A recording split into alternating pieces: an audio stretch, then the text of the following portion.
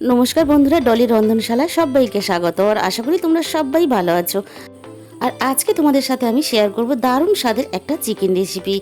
আর রেসিপিটা শেষ পর্যন্ত দেখার জন্য অনুরোধ রইল। আর আজকের রেসিপি ভালো লাগলে অবশ্যই ভিডিওতে একটা লাইক করো। আর নতুন বন্ধুদের কাছে অনুরোধ রইল চ্যানেলটাকে সাবস্ক্রাইব করে পাশে থাকার জন্য।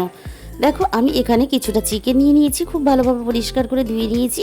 এবারে আমি এই চিকেনের মধ্যে দিয়ে দিলাম স্বাদ মতো লবণ, আর দিয়ে দেবো 2 চামচ পরিমাণ টক দই। বাকি টক দইটা আমি পরে ব্যবহার করব।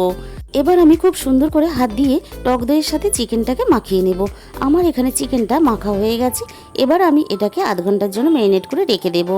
এরপরে আমি একটা মিক্সিং জারের মধ্যে দিয়ে দিলাম অল্প একটু কাঁচা চিনাবাদাম, আর দিয়ে দিলাম অল্প একটু নারকেল কুচি। খুব ভালোভাবে আমি এটাকে পেস্ট করে নিলাম। এবার এটাকে আমি সাইডে রেখে দেব। এরপর আমি একটা ফ্রাইং প্যানের মধ্যে দিয়ে দিলাম পরিমাণ মতন সাদা তেল। এবার আমি তেলের মধ্যে দিয়ে দেবো গোলমরিচ, জয়িত্রী, এলাচ, দারুচিনি আর একটা তেজপাতা। এই গোটা গরম মশলা দেওয়ার পরে 2 থেকে 3 সেকেন্ড আমি তেলের মধ্যে নাড়াচাড়া করে নিলাম। এবার আমি তেলের মধ্যে দিয়ে দিলাম 2টো বড় সাইজের পেঁয়াজ কুচি। এবার পেঁয়াজ কুচিটা আমি তেলের মধ্যে 2 থেকে 3 মিনিট এইভাবে নাড়াচাড়া করে নেব। এরপর আমি এখানে দিয়ে দিলাম পরিমাণ মতন আদা রসুন বাটা। আমি আবারও খুব ভালোভাবে একসাথে এইভাবে নাড়াচাড়া করে একটু ভেজে নেব। এখানে খেয়াল রাখতে হবে পেঁয়াজটা কিন্তু একেবারে লালচে করে ভাজা যাবে না। এরপরে আমি এখানে দিয়ে দেব ম্যারিনেট করা চিকেনটা। সব কিছুর সাথে খুব ভালোভাবে আমি চিকেনটাকে কষাতে থাকবো।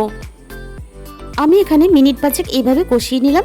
এরপরে আমি এখানে দিয়ে দিলাম ঝালের জন্য 1 চামচ ভর্তি করে ঝাল লঙ্কার গুঁড়ো।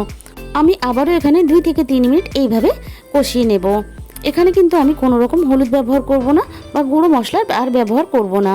খুব ভালোভাবে আমার এখানে কষানো হয়ে গেছে। দেখো, চিকেন থেকে তেল ছাড়তে শুরু করে দিয়েছে। এরপর আমি এখানে বাকি টক দইটা দিয়ে দিলাম। আমি আবারও 2 থেকে 3 মিনিট দই দিয়ে চিকেনটাকে কষিয়ে নেব। চিকেনটাকে কষানোর সময় কিন্তু গ্যাসের ফ্লেমটা অবশ্যই লোতে রাখবে, না হলে কিন্তু পেঁয়াজটা লালচে হয়ে উঠবে। এরপরে দেখো, আমি এখানে দিয়ে দিলাম নারকেল আর বাদাম বাটা। খুব ভালোভাবে আমি আবারও এখানে 2 থেকে 3 মিনিট আবারও কষিয়ে নেব। আমার কিন্তু এখানে কষানো সম্পূর্ণভাবে রেডি হয়ে গেছে। চিকেনের গ্রেভিটা দেখে তোমরা বুঝতেই পারছো কত সুন্দরভাবে এখানে কষানোটা হয়েছে।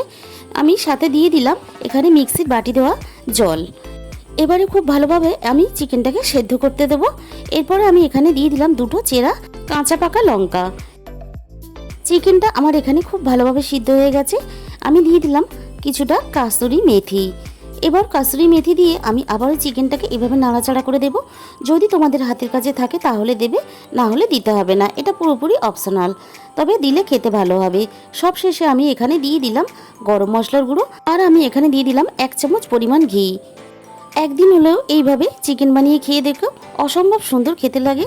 এবার গ্যাসটা বন্ধ করে আমি ঢেকে দিলাম।